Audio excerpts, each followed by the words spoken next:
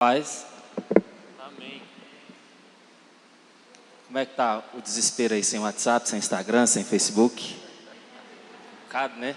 A gente costuma tanto com essa rotina. Ainda mais para quem trabalha muito com o celular na mão. Hoje eu acho que a maioria das pessoas trabalham. A gente estranha um pouco. O tempo hoje aqui é curto. Eu queria compartilhar com vocês algumas experiências que eu tenho. Mais do que pregar, eu quero contar experiências, compartilhar experiências que eu tenho com vocês. E para isso eu queria que vocês abrissem Lucas, no capítulo 7, a partir do versículo 36.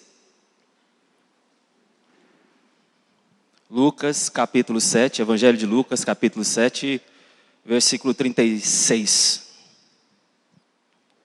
Fala sobre uma pecadora que ungiu os pés de Jesus Cristo.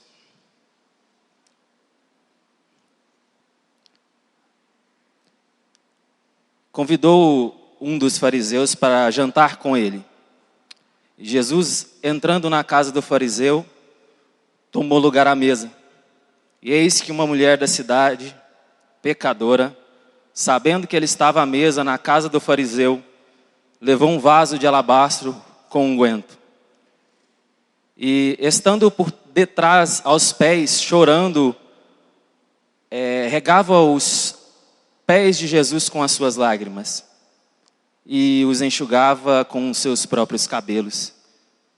Beijava os pés de Jesus e ungia com unguento.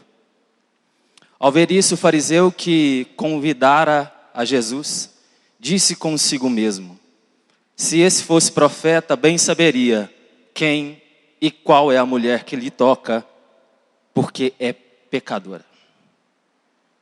Queria que você fechasse seus olhos, sentado como você está. Pai, nós nos apresentamos diante de Ti, reconhecendo que Senhor és o nosso Deus. Eu te peço que venha se manifestar aqui essa noite. Venha trazer cura, venha trazer renovo, venha trazer libertação para os nossos corações. Nós somos carentes da Sua palavra, nós somos carentes do Seu amor. Manifesta-se no nosso meio essa noite, assim como o Senhor tem feito, Pai, em nome de Jesus. O Evangelho de Jesus Cristo, ele veio para, como foi dito, para quebrar paradigmas, né? E eu venho de uma origem muito tradicional dentro do Evangelho. Eu me converti no final da década de 90, 1998. Eu já contei meu testemunho através de uma doença grave que eu tive.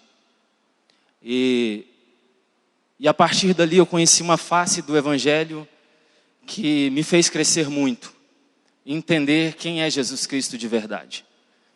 Eu não conhecia o Evangelho dentro de igreja, eu conheci o Evangelho, conheci a Cristo no leito de um hospital, desenganado, em cima de uma cama. Eu conheci o Evangelho de Cristo com o médico dizendo para mim: você tem 15 semanas de vida. Eu conheci o Evangelho de Jesus vendo minha mãe desesperada com um filho com câncer e paralítico em cima de uma cama. Eu tive uma experiência com Deus chocante para muita gente. Quando eu saí do hospital, que eu tinha que fazer tratamento, me levaram para casa porque não adiantava ficar no hospital, eu fui velado vivo. As pessoas iam lá em casa se despedir de mim. 30, 40, 50, 60 pessoas por semana, falando do Evangelho de Cristo. Pessoas que entravam dentro da minha casa, viam um aparelho televisivo. Minha mãe era católica, meu pai era alcoólatra. A gente, para o crente naquela época, não podia ter televisão em casa. E as pessoas mandavam forrar, virar a televisão de costa, porque senão não podia ter o culto lá em casa. Os meus tios dizendo que se a gente não mudasse o hábito, seu filho vai morrer. E naquela época eu tinha uma paixão muito grande na minha vida. E desde menino eu tinha essa paixão que na verdade se tornou o meu ganha-pão, a minha profissão, que é desenhar. Desde menino eu ficava desenhando em casa. Minha mãe disse que eu tinha 3 anos de idade, eu ia para cima do sofá, pegava lápis e caneta, sei lá, ia desenhar. As crianças estavam brincando na rua, eu estava desenhando em casa. E é claro, todo menino, toda criança é apaixonado por super-heróis. Batman, Super-Homem, Homem-Aranha, eu desenhava todo mundo ali, minha vida. Então, quando eu fiquei doente, é aí que eu desenhava mesmo. Eu não saía na rua, não estudava mais, eu tinha que ficar em casa, aí que eu desenhava mesmo. Eu lembro que nessa época eu estava muito empolgado, eu tinha 15, 16 anos. E eu fiz um concurso para Marvel, na época eu passei. Mas eu fui repreendido. Os irmãos chegaram e disseram, isso é coisa do demônio, esses heróis são coisas do demônio. E eu passei 12 anos da minha vida sem desenhar na mão praticamente. Eu aniquilei o meu dom. Eu aniquilei o meu talento. Durante essas experiências que eu tive, que eu convivi dentro da igreja, eu não julgo jamais quem me impôs isso, porque eles me deram aquilo que receberam. São pessoas que oraram por mim, são pessoas que jejuaram por mim. Eu tenho uma dívida de gratidão muito grande por cada um. Mas essa ignorância que por tempos vivemos, eu vi muitas famílias sendo destruídas. Eu vi irmãos que foram excluídos da igreja por causa de Coca-Cola. Eu vi irmã ser expulsa de um culto porque usava uma blusa com alcinha. Eu presenciei. Mas eles receberam aquilo. Só que Deus tem para nós alguma coisa diferente para essa geração. Por mais que as pessoas julguem essa geração, eu acho que é uma geração mais livre para poder adorar a Deus. Porque a gente tem uma porção de coisa para fazer. Uma porção de coisa para adorar. Uma porção de coisa para dedicar a nossa vida, o nosso dia a dia. E uma vez que a gente opta por estar na presença de Deus, é de livre coração, sem culpa. Não é porque, olha, vem, porque senão o câncer vai te matar. É por livre desejo. E eu convivi assim. Eu sou presbítero da Assembleia de Deus, eu fui consagrado na Assembleia de Deus. E eu lembro que eu participei de uma congregação específica por mais de 12 anos. 12 anos. O meu pastor, que na época eu sou apaixonado, uma figura espetacular. Mas assim, muitas pessoas têm a visão limitada, né? E hoje eu quero compartilhar de uma situação que acontece comigo atualmente, que para muita gente choca. Para muita gente é chocante. De 2016, quando a gente saiu de uma congregação e foi para outra, quem inclusive montou o grupo da igreja fui eu. O primeiro culto da igreja foi na minha casa. Eu pregava constantemente na igreja e de repente,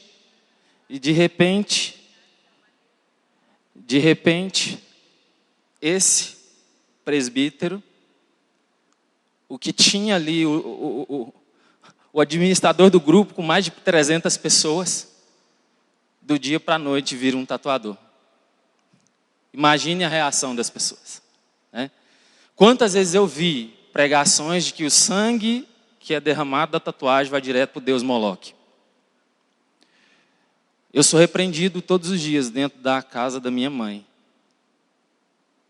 Minha mãe não aceita tatuagem.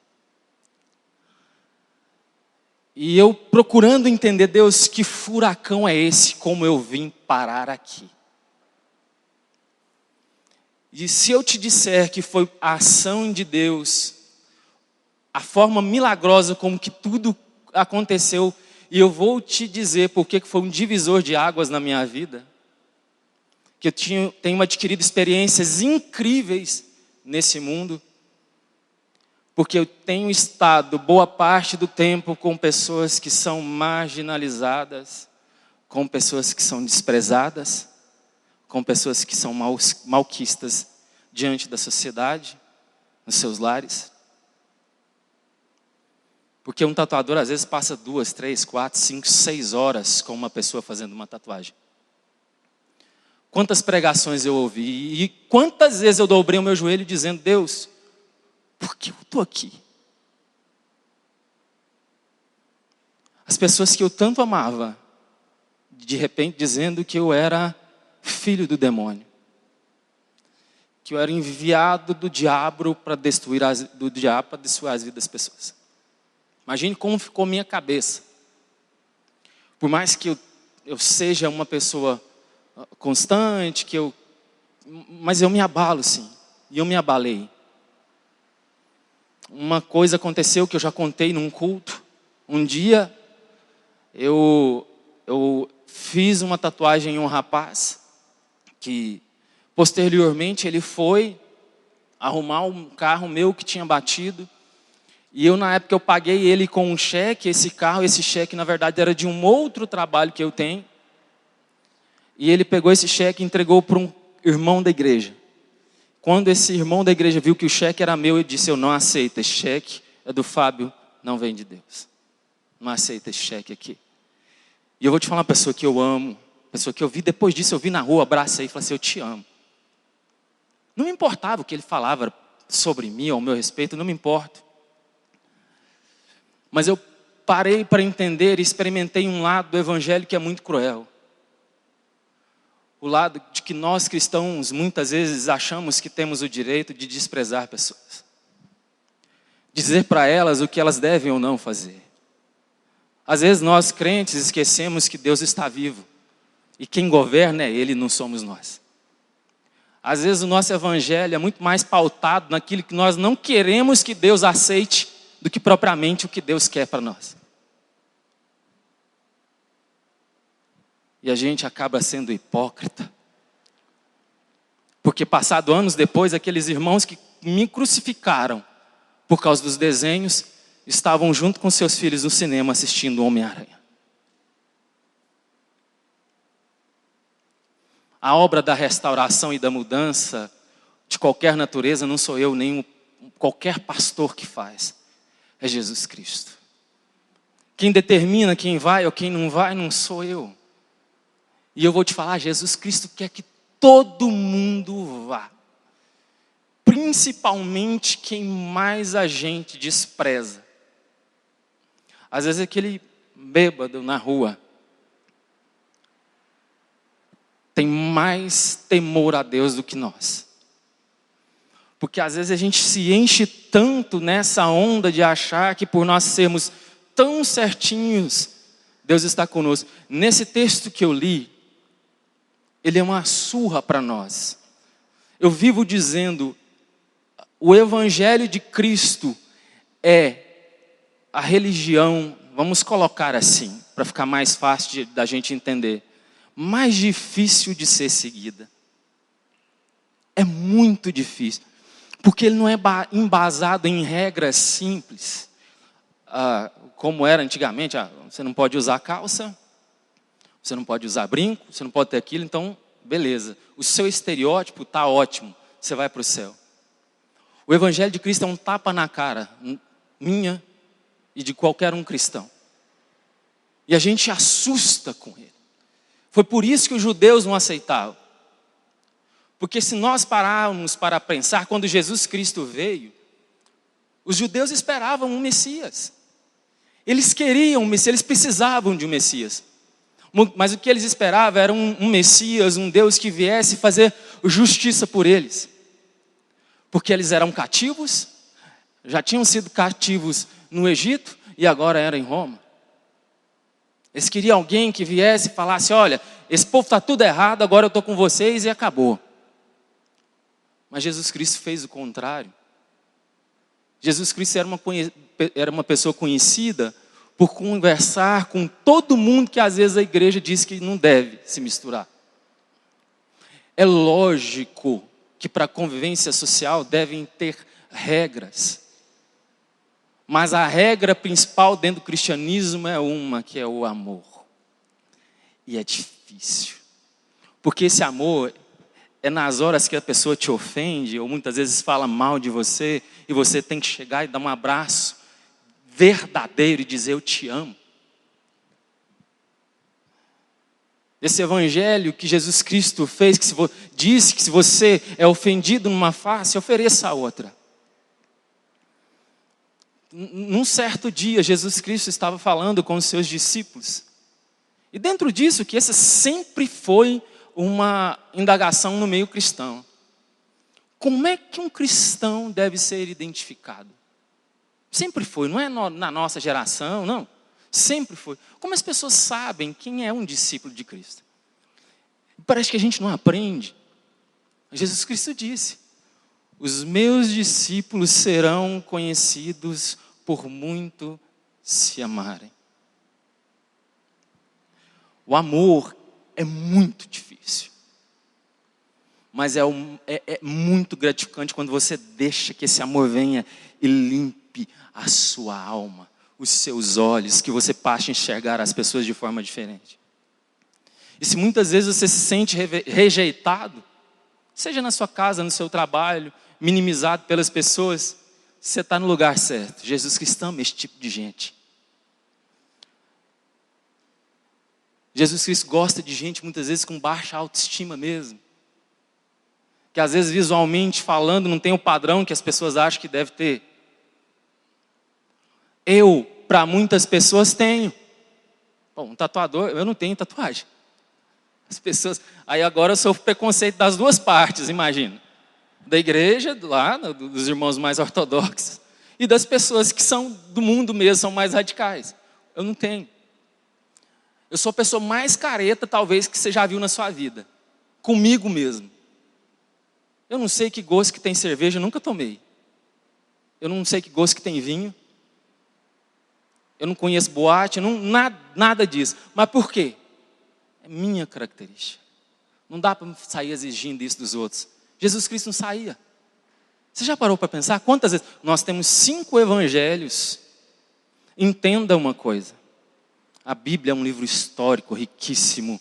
Mas nós temos 5 evangelhos para pautar a nossa vida. 5. Nesses 5 evangelhos, Jesus Cristo ensinando aquilo que a gente deve ou não deve fazer. Você não vai ver essas regras aleatórias. Ele bate muito em cima do amor, dessa comunhão, de um ajudar o outro. E eu amo o Ministério Caminho da Fé, porque foi através do meu talento que eu estou aqui hoje. Eu lembro que eu fiz um desenho de um aviãozinho, de um avião, e foi através de um desenho, numa cartolina, que chegou até a Rosane. A Rosane trabalhava com marketing, ou ia trabalhar, não lembro. Falou, que talento incrível que esse menino tem. Me chamou para trabalhar com eles. Conheci Rosane, conheci Sérgio. São uma bênção na minha vida. Depois conheci vocês, Gildo, Mora e outras pessoas aqui. Sou extremamente grato. Vocês tratam a gente com amor, vão lá em casa, recebem a gente. Isso é amor. Não se preocupa muito com a aparência. Igreja é isso. Evangelho é isso. É comunhão, muito mais do que apontar o dedo. Se o irmão está fazendo isso ou aquilo, não. Chega e abraça. A gente esquece que a gente é irmão e Deus é que é pai. Você já parou para pensar, se você fosse corrigir seu irmão, a bagunça que vira? Deus não está morto, não. Ele corrige sim, mas a função é dele. A gente tem só que apontar. Você lembra? Jesus Cristo foi partir, ele disse, olha, ide, pregai o meu evangelho. Evangelho é o quê? Boas-vindas. Falar, aprontar para Cristo, o resto ele faz. A gente não tem que estar preocupado, militando. Até politicamente está um nojo. A função da igreja nunca foi essa. Nossa função é viver e pregar o amor de Cristo. O resto ele faz. Eu preciso mudar muita coisa em mim. Eu já decepcionei gente demais. Eu já magoei muito. A gente que vive em sociedade magoa muitas pessoas. Às vezes a gente magoa quem mais ama a gente. Mas é assim, aprendendo dia após dia, com Cristo. E Ele vai nos ensinando, moldando o nosso coração para cada vez estar mais quebrantado e aprontando para o Pai. É como João Batista dizia, que eu diminua e Ele cresça. Esse é o Evangelho. Sem peso, vinde a mim todos vocês que estão sobrecarregados. O meu jugo é suave e o meu fardo é leve. Não se preocupe com a sua aparência, se tem ou não tatuagem, se essa tatuagem tem essa ou aquela característica. Ou se você é assim, ou assado, se as pessoas dizem que você é assim.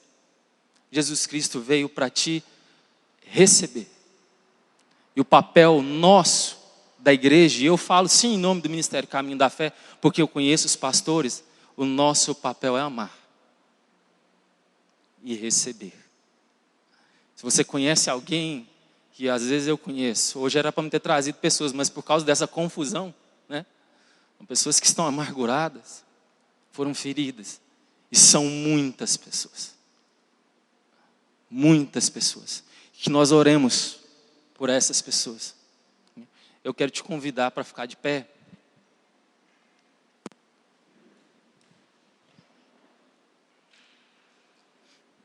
Eu queria compartilhar com vocês uma última experiência aqui. Que Deus possa tocar no coração de vocês, de forma que Ele apresente esse lado do Evangelho, que não está muito ligado aos nossos olhos. Porque muitas vezes nós somos muito visuais. Nós olhamos muito como são as pessoas fisicamente.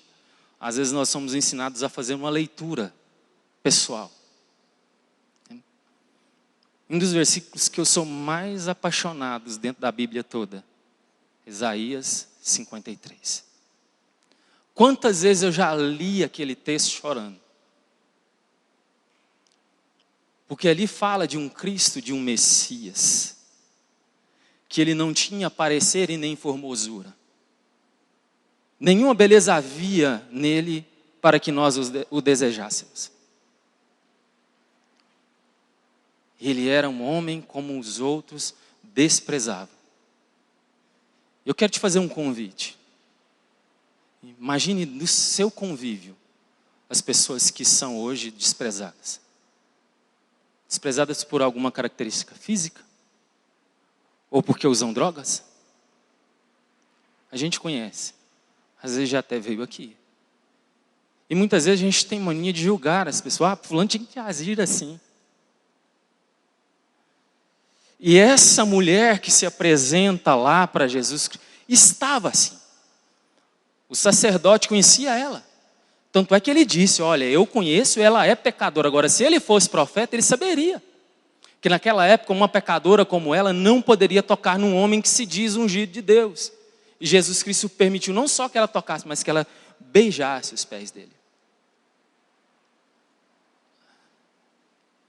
Traz à memória essa pessoa. E eu quero fazer um convite para você hoje. Não orar por você. Ore por essa pessoa. Deus vai trazer alguém à sua mente. Uma pessoa ferida. Pessoa que muitas vezes não tem uma palavra para falar para Cristo. Só sabe chorar. Eu já estive nessa situação. Quantas vezes eu cheguei na igreja e eu não conseguia abrir a boca para falar nada, eu só chorava. Eu nasci, convivi na minha infância, na adolescência, de um lar em que o meu pai batia na minha mãe, em que eu não conseguia ter paz no recreio na escola. Porque eu tinha medo de chegar em casa e minha mãe ter sido morta pelo meu pai. E todo mundo olhava para mim e para minha irmã, para minha família, como não vai dar em nada. E às vezes a gente passa por essas pessoas, estamos tão preocupados com a nossa aparência e com o nosso mundo, esquece que o amor de Cristo deve ser manifestado para quem o mundo despreza. Pare de olhar para as aparências ou para quem pode te, de alguma forma, beneficiar. Olhe como Cristo, ele estava cheio de gente importante, largou todo mundo de lado e foi ver a mulher que estava enxugando os pés dele com seus cabelos. Essa é a nossa tarefa. Esse é o Evangelho. Um Evangelho que não tem muito glamour, mas que eu vou te falar, enche o nosso coração de alegria.